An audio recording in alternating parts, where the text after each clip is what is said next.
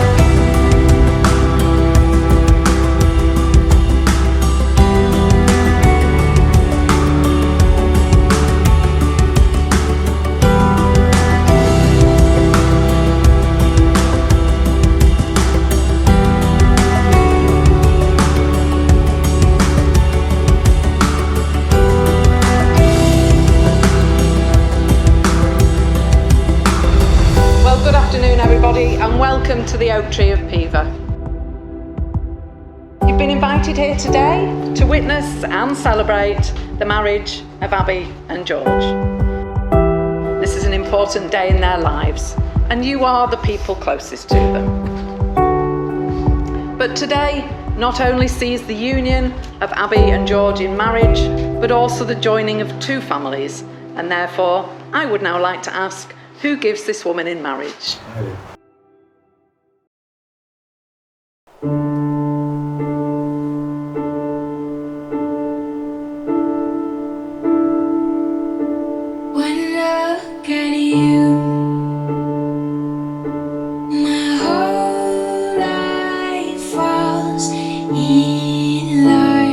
I give you this ring as a token of my love and affection, and in recognition of our shared life together.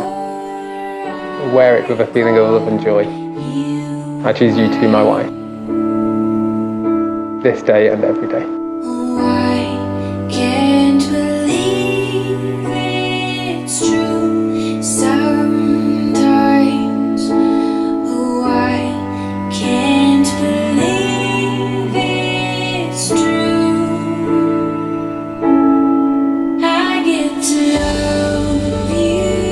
I give you this ring as a token of my love and affection, and in recognition of our shared life together. Wear it with a feeling of love and joy. I choose you to be my husband. This day and every day. This day and every day.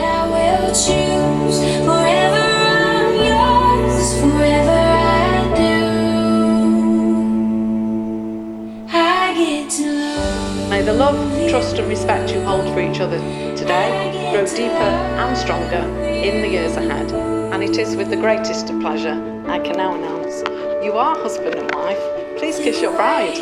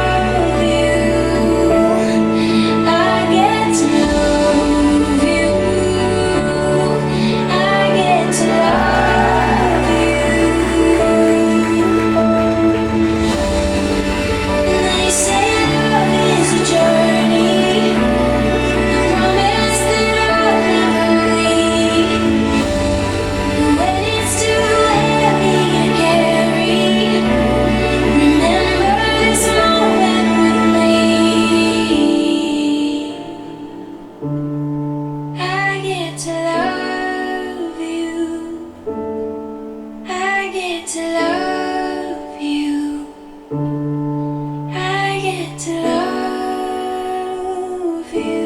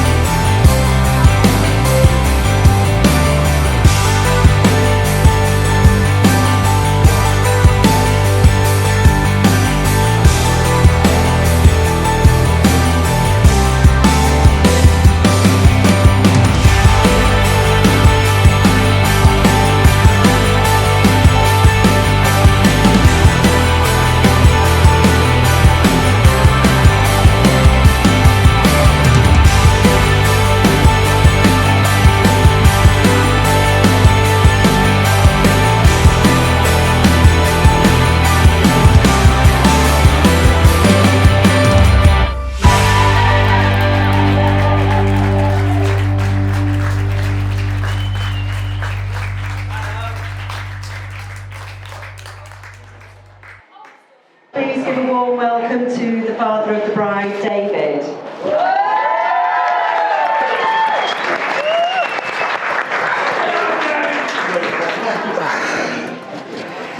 Well, this is the second time today I've risen from a warm seat with a piece of paper in my hand. So I know you're all hungry, so I'll make this fairly quick. Good afternoon, folks. Welcome to Abbie and George's wedding. I'm Abbie's dad, David. What you drinking? Please feel free to shout my name out at the bar later on tonight. Thank you all for coming.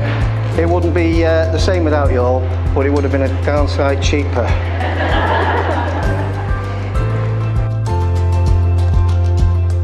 On behalf of myself, Beverly, and George's mum and dad, Dave and Lisa, I would like to give a warm welcome to all the relatives and friends who have joined us to celebrate Abbie and George's wedding today.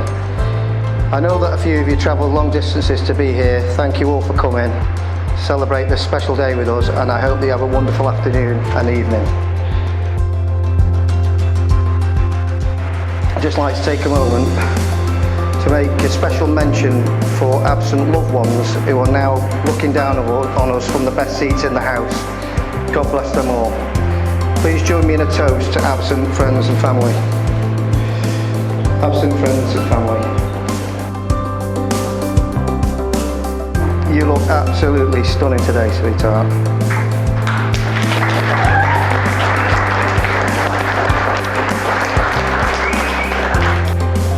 Me and your mum are exceptionally proud of the woman that you have become. And we can't imagine anyone better by your side than George. It's a joy to welcome George and his family into ours. Dave and Lisa, what a great job you've done in bringing George up to be very kind, respectful and a loving guy for my daughter. We couldn't wish for a better son-in-law. So after 35 happy years so far with my wife, I've learned a few lessons in marriage. I hope you don't mind me passing some of those on to you both. Be true to each other always. Share your joys and your burdens. Love much and laugh much and be each other's best friends. And when things don't go that well, forgive each other as often as required.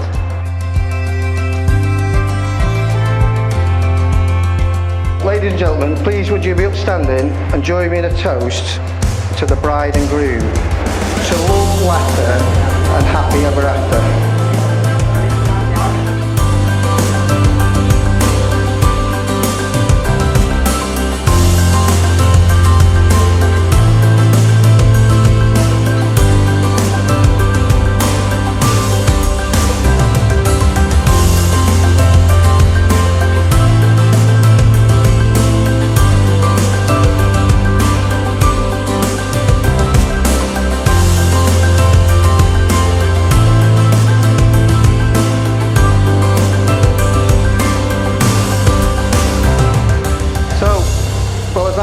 The main man in her life now, it's over to you, George.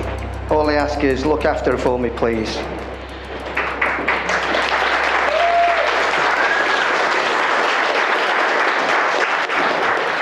Right, I'm going to stop now because of my throat. Beverly says she will cut it if I go on for too much longer. Thank you, everyone.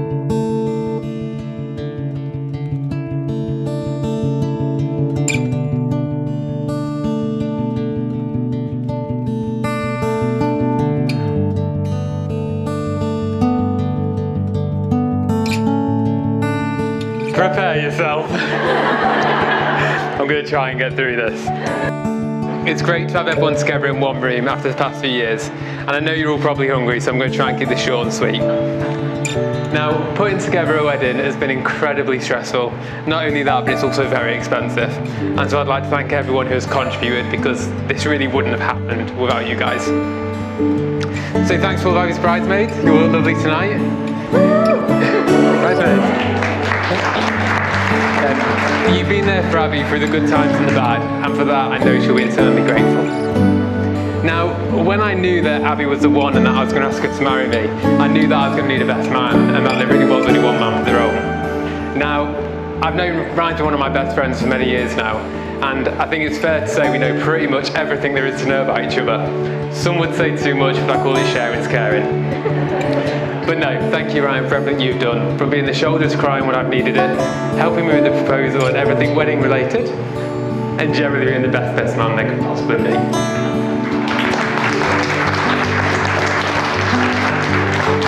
Bev and Dave.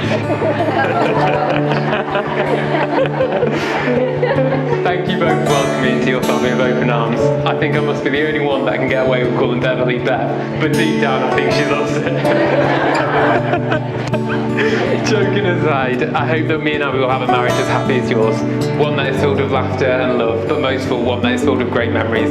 I'm truly grateful that you've allowed me to marry your beautiful daughter, and I feel very lucky to have you live as in-laws. You can trust me when I say that I always love and protect your daughter.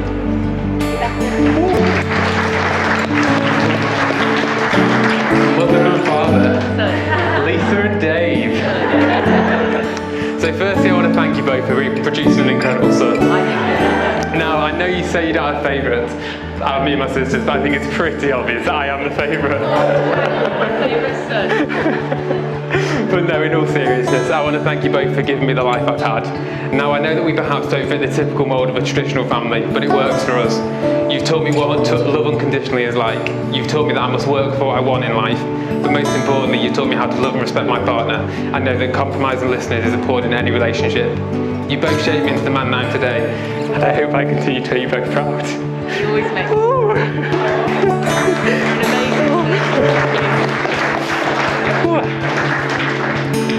Now, people always ask me about Abbie if it was love at first sight, but it is different for us. We were workmates at Next. Beverly was also my boss, and so dating the boss's daughter was a bit risky. But then a few years later, Beverly was no longer my boss, and so the risk was somewhat downgraded. Now, Abbie would come and visit me in Liverpool, and we'd go on nights out, and day trips.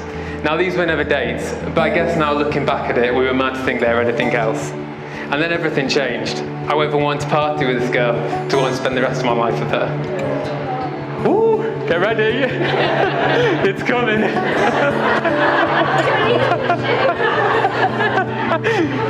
Now, the truth is, when we met, I had no idea that Abbie would become this important to me. And now I can't imagine my life without her. Now, anyone who knows me will know that I'm not as sopping complimentary as Abbie may like, but today is the one day where I'm willing to make that exception. So Abbie, Mrs. Valance, my wife. I know I tell you every day that I love you, but I never tell you why. I love you because your smile lights the room. When you smile, I smile. Ooh. I love that we make each other laugh on a daily basis. And what's even funnier is that you find yourself absolutely hilarious when the joke really is not that funny. I love that you're a hard worker and that you're career driven and you understand the importance of working hard to get what you want in life. But most of all, I love that you're willing to put yourself through anything for us, no matter how hard that may be. Now, if life has taught us anything in the past year, it's to expect the unexpected and roll with it no matter what. Now, one thing that will never be hard is that we'll always have each other. Ooh. And I promise to be your support, your best friend, and to love you unconditionally. Now, I can't wait to start the rest of our lives together as Mr. and Mrs. Husband and wife, the Valances. And I'm really looking forward to building a life with you and everything that comes with that. So please, could everyone raise their glass for my beautiful bride and wife, Abbie Valance.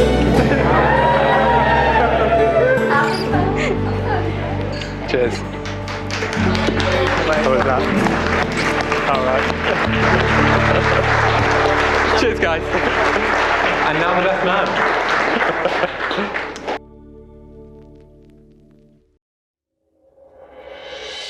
I wanted to start with some thank yous. First thank you goes to the newlyweds themselves. I think we can all see what an incredible occasion they've put on, incredible day, and all of the special little details that they've added. I also wanted to thank Abbie for officially taking George off my hands. It had to happen at some point. I'm so glad today is the day.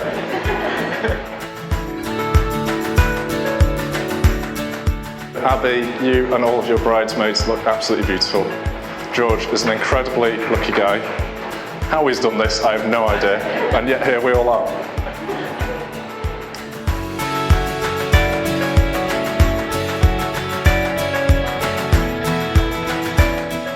Now, a final thank you goes to George.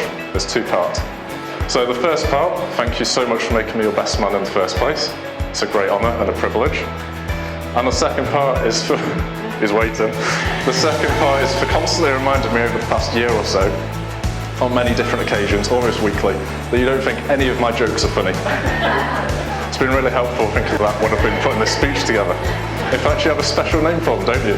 They're called Ryan jokes. Yeah, thank you. Abbie is clearly the best thing to ever happen for George. I think we can all see that. However, that is closely followed by the life-size cardboard cutout of Beyonce that he received for his 18th birthday.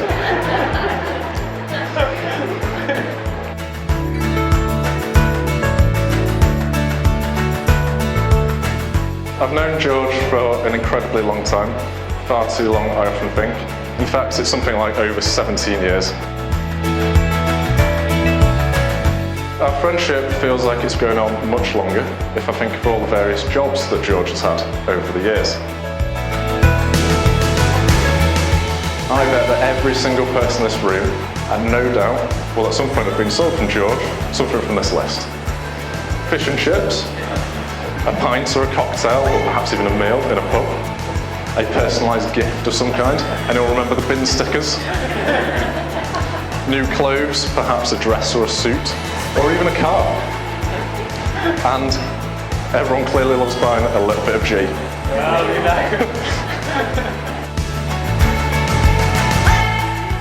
Now, Stick and Gift was one of the joint ventures between George and Abbie for the first time. I think it says a lot about them as a couple, because there aren't many people who could survive a COVID lockdown in the first place and still remain sane. Also getting a new puppy, it's a lot to take on, and also starting a new business. All I think it really shows is how much patience Abbie must have.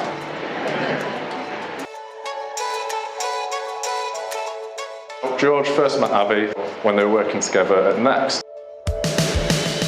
He would always tell me there was this girl called Abbie who worked there that he liked, and he was very clear that it was Abbie with an IE and definitely not with a Y. He would always tell me, like I say, about Abbie with an IE, and about how they would go on days out and meals and things, but he would always tell me that nothing was happening between them. He always said it was very innocent. And I thought, okay, this seems strange. She seems really nice. She's beautiful, can't we all see that? So why were you not making a move? But clearly something eventually dropped down there, because you did pluck up the courage, and now you were an item, of course. It was around about this time where the three of us were meant to go to V-Fest for the weekend. We were going to camp all weekend, just the three of us. But in rather splendid timing, they told me exactly 1 week beforehand that they were now an item. It did change the plans. Now, has anyone ever third-wheeled before with a new couple? It's just disgusting, isn't it? God. Although they did kindly offer for me to still share the tent with them, I decided I'd probably be best off on my own.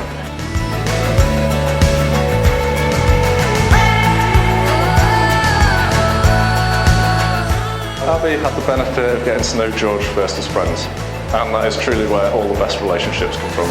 Abbie clearly has the patience of a saint.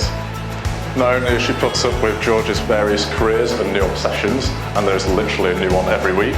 It was a ukulele last week and a drone this week, was it? Yeah. But she's also had to put up with a name change and also a lordship. So now goes by the rather splendid title of Lord George David Ronald William Balance, as if his name wasn't long enough already.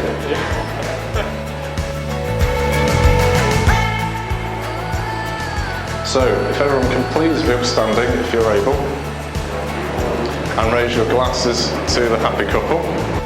I and every person in this room wish you both a lifetime of happiness and love. No one truly deserves it more. To Lord George and Lady Abbie Balance.